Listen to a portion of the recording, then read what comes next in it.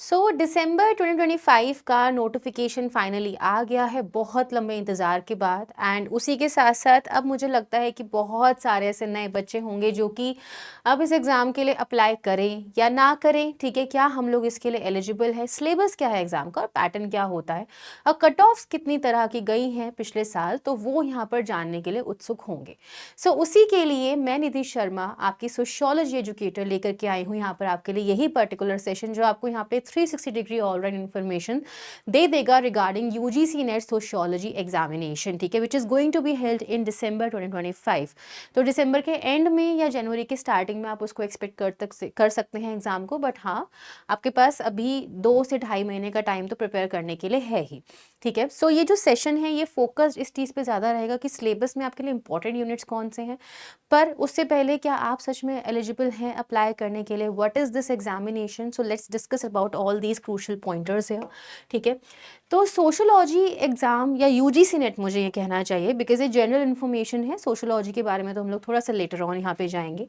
ठीक है, this particular examination ये 2 साइकिल्स में होता है जनरली। ठीक है, which is in June cycle and December cycle. एक साइकिल आपका 2025 का ऑलरेडी हो चुका है। ठीक है, अब आपका जो अगला यहाँ पर सेकेंड पार्ट है इस पर्टिकुलर साल का, उसमें आपका दूसरा आ चुका है यहाँ पर एग्जामिनेशन विच इज़ इन दिसंबर। ठीक है, जिसका नोटिफिकेशन अभी हाल ही में आपके सामने जारी हुआ है। ठीक है, पर्पस क्या है एग्जामिनेशन का। ठीक है, इसका पर्पस यहाँ पर ये है कि ये आपको यहाँ पर असिस्टेंट प्रोफेसर और जेआरएफ यानी कि जूनियर रिसर्च फेलोशिप के लिए आप इसको अप्लाई करते हो। ठीक है, और ये साल में 2 बार कंडक्ट होता है इन्हीं दोनों पोजीशंस के लिए। Third category is also there which is known as PhD. ठीक है, और साथ ही साथ ये एग्जामिनेशन सिर्फ आपका ऑनलाइन मोड में होता है। अभी तक सिर्फ ये 2018 के दिसंबर से एग्जामिनेशन कंप्यूटर बेस्ड हो गया, उससे पहले ऑफलाइन हुआ करता था। एंड अभी तक सिर्फ एक बार 2024 के जून अटेम्प्ट में ये ऑफलाइन हुआ वापस से, जो कि पेपर लीक माना गया। एंड देन वापस से रीनेट का एग्जाम जब से होना फिर से शुरू हुआ तो वापस वो कंप्यूटर बेस्ड फॉर्मेट में ही आ चुका है। You have to prepare yourself accordingly. ठीक है, इसमें आपकी सबसे खास बात ये है कि आपकी कोई नेगेटिव मार्किंग नहीं है इस एग्जामिनेशन में। तो आप बैक एंड फोर्थ आपके पास जो 3 घंटे का टाइम होता है उसको आप पेपर 1 पेपर 2 के लिए इक्वली यहाँ पे डेडिकेट करके देख सकते हैं। ठीक है, what is the educational qualification. ठीक है, which is a masters degree. ठीक है, जिसमें कम से कम आपके 55% नंबर होने चाहिए। यहाँ पे 50% जो है यानी कि 5% का relaxation is for reserved categories यानी कि आरक्षित वर्गों के लिए यहाँ पे 5% का रिलैक्सेशन मिला हुआ है। तो मैं इस चीज को थोड़ा सा आपके लिए एक ब्रीफ कर दूं अगर, क्योंकि कुछ क्वेश्चंस ऐसे होते हैं जैसे कि मास्टर्स डिग्री में कुछ बच्चे होंगे। ठीक है, मास्टर्स के सेकेंड ईयर के स्टूडेंट्स। ठीक है, एंड पी और maybe we can call कि पीजी जिनका यहाँ पे कंप्लीट हो चुका है, ये दोनों ही स्टूडेंट्स यहाँ पर एलिजिबल है।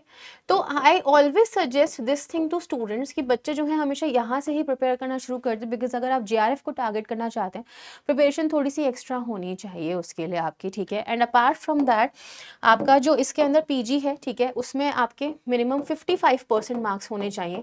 जब आप अपना सेकेंड ईयर खत्म करो या आपका पीजी कंप्लीट हो चुका हो, दोनों ही कंडीशन में फॉर जनरल कैटेगरी 55% नंबर होने ही चाहिए। ठीक है, और यहाँ पे रिलैक्सेशन जो है रिजर्व्ड कैटेगरीज के लिए वो क्या मिला हुआ है, वो यहाँ पर मिला हुआ है 50%। ठीक है, 5% का रिलैक्सेशन है।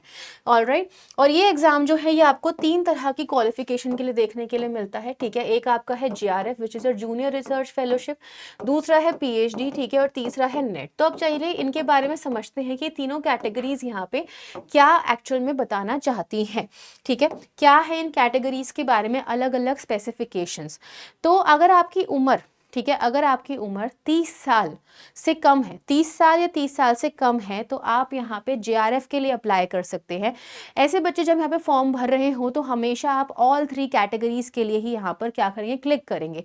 तो अब जैसे ही जेआरएफ को सिलेक्ट करते हैं अपने अपने एप्लीकेशन फॉर्म में, तो आप ऑटोमेटिकली असिस्टेंट प्रोफेसर के लिए और पीएचडी दोनों के लिए ही अप्लाई यहाँ पर कर देते हैं। ठीक है, तो इसमें आपको क्या मिल रहा है, पीएचडी में जाना चाहते हो, रिसर्च करना चाहते हो और फाइनेंशियल कंस्ट्रेंट्स इस एज में बहुत आते हैं, तो उसके लिए हम लोगों को स्कॉलरशिप यहाँ पे प्रोवाइड की जाती है which is your 38,000 per month. ठीक है, ये स्कॉलरशिप सिर्फ आपको जीआरएफ में मिलती है। इसमें आप यहाँ पे पढ़ाने के लिए भी एलिजिबल हो जाते हैं अगर आपने जीआरएफ क्वालिफाई किया है तो, और आप रिसर्च के लिए भी एलिजिबल हो जाते हैं। But yes there is one thing कि आप यहाँ पे तो पढ़ा सकते हैं या स्कॉलरशिप को क्लेम कर सकते हैं वाइल बीइंग इन पीएचडी। ठीक है, दूसरा है आपका असिस्टेंट प्रोफेसर, जिसको हम नेट यानी कि नेशनल एलिजिबिलिटी टेस्ट कहते हैं, which has no upper age limit. ठीक है, हमेशा वैलिड होता है लाइफ टाइम के लिए। ठीक है, आपने एक बार क्वालिफाई कर लिया, आप पीएचडी में एडमिशन के लिए आप एनरोल कर सकते हो, लेकिन आप यहाँ पे कोई स्कॉलरशिप क्लेम नहीं कर सकते। ठीक है, लेकिन एक और चीज़ यहाँ पे जो मैंने आपको नहीं बताई कि जीआरएफ जो है अगर आपने ये निकाल लिया है तो वो आपको 3 साल तक की ही यहाँ पे एक रेंज मिलती है। Like with in those 3 years आपको एक किसी इंस्टीट्यूशन में, which is I think 2 years now, not 3 years. ठीक है, तो आपको किसी ना किसी एक इंस्टीट्यूशन में अपने आप को पीएचडी में एनरोल करवाना ही पड़ेगा। जीआरएफ ऐसे ही नहीं आ जाता है सामने। ठीक है, क्वालिफाई करने के बाद पीएचडी में जाना भी बहुत ज़रूरी है, तभी स्कॉलरशिप मिलती है यूजीसी की तरफ से। देन आती है थर्ड कैटेगरी पीएचडी। कोई अपर एज लिमिट नहीं है, सिर्फ और सिर्फ पीएचडी में एडमिशन के लिए ही यहाँ पर ये अप्लाई होती है। एंड अभी तक सिर्फ और सिर्फ सेंट्रल यूनिवर्सिटीज़ में ही है। यूनिवर्सिटीज़ अपने डिस्क्रिशन पे इसको यूज़ कर रहे हैं कि वो चाहती हैं कि पीएचडी एलिजिबल कैंडिडेट्स अगर आकर के इंटरव्यू देना चाहे तो दे सकते हैं, दे विल बी कंसीडर्ड। ठीक है, लेकिन यहाँ पे जो सबसे बड़ा यहाँ पर जो टाइटल है वो जेआरएफ का है। ठीक है, तीनों की कट ऑफ अलग अलग जाती है, तीनों की कट ऑफ अलग अलग जाती है, और वही कट ऑफ जो हम लोगों की पिछले एग्जाम में गई है उसको हम लोग यहाँ पर देखेंगे थोड़ी देर में। अब ये समझना है कि इसके क्वालिफिकेशन में तीनों चीज़ें जो हैं, इसका एग्जाम पैटर्न क्या रहता है एग्जामिनेशन में। ठीक है, सो पेपर जो है वो 2 पार्ट्स में डिवाइडेड है, विच इज़ योर पेपर 1। ठीक है, जो कि यहाँ पे जनरल पेपर है, सारे के सारे सब्जेक्ट्स में कॉमन। ठीक है, और दूसरा है पेपर 2 जो कि सब्जेक्ट स्पेसिफिक है, यानी कि आप कौन से सब्जेक्ट से यहाँ पे एग्जाम दे रहे हो, सिर्फ उसी के विशिष्ट रूप में देखा जाता है ये। ठीक है, तो दोनों पेपर्स में क्वेश्चन नंबर्स जो हैं अलग अलग हैं, बट क्वेश्चन की जो वैल्यू है यानी कि जो मार्किंग है वो सेम है। यानी कि 50 क्वेश्चन आपको आपके फर्स्ट पेपर में देखने के लिए मिलेंगे और एक क्वेश्चन 2 मार्क्स का है, विच मेक्स इट 100 मार्क्स का पेपर। ठीक है, एंड पेपर 2 जो है उसमें आपके 100 क्वेश्चंस हैं, 2 नंबर का एक क्वेश्चन है, तो 200 नंबर का। दैट मीन्स कि आपका टोटल 300 मार्क्स का पेपर होता है ये, जिसमें से आपको मिनिमम 40% जो है स्कोर करना ही पड़ेगा। ये 40% आप मिनिमम स्कोर कर लोगे तो अल्टीमेटली आपको यहाँ पे मेरिट में कंसीडर किया जा सकता है, लेकिन जो कट ऑफ है वो यहाँ पर आपकी एक तय होती है। यानी कि अगर आपने 40% से ऊपर स्कोर किया है और कट ऑफ जितनी भी गई है, ठीक है, अगर आप कट ऑफ को क्रॉस कर चुके हो तो yes you may be qualifying JRF, NET और PhD for qualifying for admission to only PhD admissions. ठीक है, सो आप इन तीनों कैटेगरीज में किसी एक को क्वालिफाई कर सकते हो अगर आपने अपने मेरिट को क्रॉस कर लिया है, मिनिमम 40% आप ले आए हो, लेकिन कट ऑफ को आपने यहाँ पे क्रॉस करना जरूरी है। ठीक है, so this was your first part here. अब देखते हैं कि कट ऑफ्स क्या रही हैं प्रीवियस ईयर पेपर्स की। तो सोशियोलॉजी का जो कट ऑफ रहा है अनरिजर्व्ड कैटेगरी यानी कि जनरल कैटेगरी का, for PhD it was 220, sorry GRF it was 220। ठीक है, जिसपे 64 स्टूडेंट्स ने क्वालिफाई किया। 192 जो कट ऑफ है वो यहाँ पर रहा है नेट के लिए। ठीक है, and then 162 cut off was only for admission to PhD only. ठीक है, यानी कि पीएचडी कैटेगरी के लिए। ऐसे ही ओबीसी एनसीएल कैटेगरी में जो है 210 कट ऑफ गया है जीआरएफ का, 172 कट ऑफ गया है नेट का, and then 144 was for PhD admissions only. Then EWS category 212 cut off for JRF, ठीक है, 174 for NET and 142 is for your PhD admissions. Then SC category was 196 for JRF, alright, 158 for NET and then 136 for PhD admissions. And then ST category के लिए जो यहाँ पे cut off देखी गई है वो यहाँ पे 188 देखी गई है फॉर जेआरएफ। ठीक है, एंड देन जो नेट की कट ऑफ है वो यहाँ पे 154 देखी गई है for ST category. And then जो यहाँ पे पीएचडी है, ठीक है, उसकी कट ऑफ यहाँ पे 136 देखी गई है for ST category. So you need to note one thing कि जो पीडब्ल्यूडी की यहाँ पे कैटेगरीज की जो कट ऑफ है वो डिफर करती है डिपेंडिंग अपॉन द कैंडिडेट्स की कितने नंबर ऑफ स्टूडेंट्स ने पीडब्ल्यूडी कैटेगरी में अप्लाई किया है। Alright, so major cut off जो है जो यहाँ पे फ्लक्चुएट होती है किसी एक पर्टिकुलर रेंज में, वो सिर्फ और सिर्फ जनरल, ओबीसी, ईडब्ल्यूएस, एससी और एसटी की कट ऑफ्स ही यहाँ पे चेंज होती हैं, ठीक है। So according to this cut off now you have only what time, आपके पास सिर्फ और सिर्फ 2.5 मंथ्स बचे हुए हैं, ठीक है। तो उसके अकॉर्डिंग पूरा सिलेबस जो है आई एम प्रीटी श्योर या तो बच्चों ने पहले से देख लिया होगा सिलेबस, या फिर कोई दोबारा से अटेम्प्ट दे रहा होगा। जो पहली बार दे रहा होगा अटेम्प्ट, उसके लिए सिलेबस को बहुत अच्छे से थोरोली देखना बहुत ज़रूरी है, ठीक है। तो आप यहाँ पे 2.5 महीने में अगर एक बहुत ही स्ट्रक्चरल प्लानिंग करते हैं तो नेट में भी क्वालिफाई हो सकता है, but yes harsh truth is कि JRF इतने से कम टाइम में नहीं निकलेगा। So instead of focusing on every single kind of सब टॉपिक्स, यहाँ पे जो मेजर यूनिट्स हैं आपकी उसके ऊपर ध्यान देते हैं, ठीक है। सो सबसे पहली बात यूनिट नंबर 1, 2, 3, ठीक है। ये तीनों यूनिट्स बहुत बहुत मेजरली इंपॉर्टेंट यूनिट्स हैं। अगर आप नेट निकालना चाहते हैं तो इनको तो आपको अच्छे से अंदर अंदर तक पढ़ करके रखना ही पड़ेगा, ठीक है। सोशोलॉजिकल थियरीज जहाँ पे आपके 26 थिंकर्स आ जाते हैं इंक्लूडिंग इंडियन थिंकर्स, ठीक है।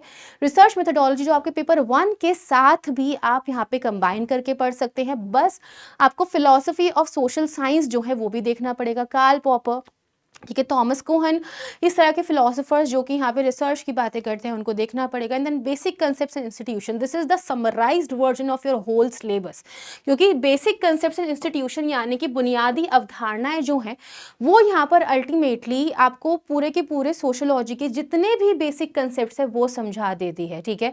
So you have to focus on this particular unit, ठीक है, थर्ड यूनिट, अगर आप बाकी की यूनिट्स को भी इनडायरेक्टली कवर करना चाहते हैं तो, ठीक है। तो 3 तो आपकी यूनिट्स मेजर हो ही गई हैं।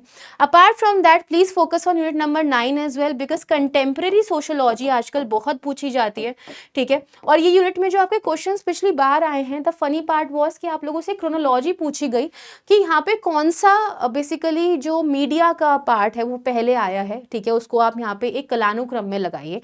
इस तरह का क्वेश्चन यहाँ पर पूछा गया है, ठीक है। अब आपका थोड़ा सा पार्ट 8 का और थोड़ा सा पार्ट 10 का, ठीक है, दोनों चीज़ों का पार्ट आपका 3 में कहीं ना कहीं कवर हो जाएगा, ठीक है। तो आप यहाँ पे यूनिट 8 के अंदर मेजरली जो लॉज है, ठीक है, विमेन रिलेटेड, उसके ऊपर ज़्यादा फोकस करेंगे, ठीक है। कल्चर एंड सिंबॉलिक ट्रांसफॉर्मेशन में आपको यहाँ पे न्यू रिलीजियस मूवमेंट जैसे टॉपिक हो गई, मॉरल इकोनॉमी जैसे टॉपिक हो गए, उस पर फोकस करना है, ठीक है। क्वेश्चंस की प्रैक्टिस ज़्यादा करने पे ध्यान लगाइए, ठीक है। रूरल एंड अर्बन ट्रांसफॉर्मेशन में दोनों ही जो पर्टिकुलर आपकी यूनिट है ये आपके 2 पार्ट्स में डिवाइड हो जाती है, ठीक है। रूरल सोसाइटी का जो पार्ट है उसमें आप लोगों को zamindari system, ryotwari, mahalwari system, permanent land revenue system और एक ट्रांसफॉर्मेशन रूरल से अर्बन में कैसे हुआ है इसके ऊपर ध्यान देना है, ठीक है। और अर्बन सोशोलॉजी में भी आप लोगों को यहाँ पे जो थिंकर्स हैं, शिकागो स्कूल जो है, ठीक है गाइज, उसको ज़रूर देखिएगा। इसके लिए आप मेरी क्लासेस को भी रेफर कर सकते हैं जहाँ पे मैंने इसको समझाया हुआ है काफ़ी अच्छे से, ठीक है। Then state politics and development का जो पार्ट है यूनिट 5 का, हम इसमें देखते हैं कि हमें इंडिया की पॉलिटिक्स को पढ़ना है, बट एक्चुअल में आप यहाँ पे वेस्टर्न थिंकर से स्टार्ट करोगे जहाँ पे अर्नेस्ट गेलनर जैसे थिंकर, ठीक है, बेनेडिक्ट एंडरसन, ये सब थिंकर्स को आपको यहाँ पे कवर करना होगा। इकोनॉमी एंड सोसाइटी में आपका मोड ऑफ प्रोडक्शन, ठीक है, एक्सचेंज का प्रोसेस, ये सब चीज़ें बहुत इंपॉर्टेंट है।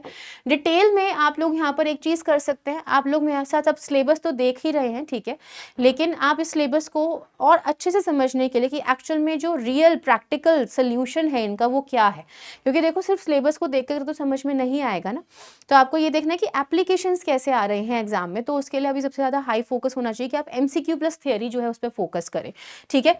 एनवायरमेंट एंड सोसाइटी में सबसे इंपॉर्टेंट है एनवायरमेंटल मूवमेंट्स, ठीक है, ये तो आपके एग्जाम में हमेशा पूछा ही जाता है। Alright, so these are the parts of this unit. तो इसके लिए हम लोग एक चीज़ कर सकते हैं कि आप लोग मुझे यहाँ पे Tuesday, Thursday, Friday and Saturday को मेरी इसी सेम चैनल पर क्लासेस होती हैं एट 10:15 AM, जिसमें हम लोग यहाँ पे थ्योरी को भी पढ़ चुके हैं, but now it is the high time जहाँ पे MCQ प्लस कंटेंट जो है वो यहाँ पर अब फॉलो किया जाएगा, ठीक है। सो इस चीज़ को आप क्लास को ज्वाइन कर सकते हैं और maybe you can also join my Telegram group which is named as Nidhi Sharma ma'am PW, ठीक है। सो आई होप कि ये सेशन आपको हेल्प कर पाए, एक यहाँ पे स्टार्ट दे पाए कि आप कैसे अपने एग्ज़ाम को परस्यू करना चाहते हैं और एक क्लैरिटी आपको थोड़ी सी मिली हो। यूनिट्स कौन से इंपॉर्टेंट है उस पर फोकस करना भी ज़्यादा ज़रूरी है, ठीक है। एंड उसके अलावा आप बाकी की जो यूनिट्स हैं 1, 2, 3 के अलावा जो यूनिट्स हैं उसमें कुछ पोर्शन पे अगर थोड़ा ज़्यादा ध्यान देंगे और बाकी का प्रैक्टिस करेंगे तो you will surely qualify your UGC NET in this particular attempt, अगर आपका पहला है तो within 2.5 months as well, ठीक है। So thank you so much everybody for watching the session. I hope कि आप अपनी तैयारी अच्छे से करते रहें, ठीक है। All the best for preparations, bye and take care.